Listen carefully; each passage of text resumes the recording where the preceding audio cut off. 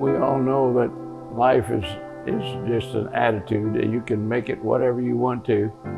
We were always fair. They'd say, bid on this job. I said, no, I'd rather not bid on it. I'll just do it what it takes. That way I don't get tattooed and you don't get tattooed. We'll keep each other fair. We'll always be friends that way, you know.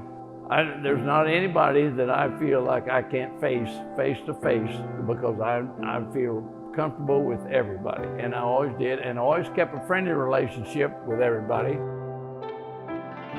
People like to see you sweat. I said, just keep struggling, do your job, and you take care of yourself.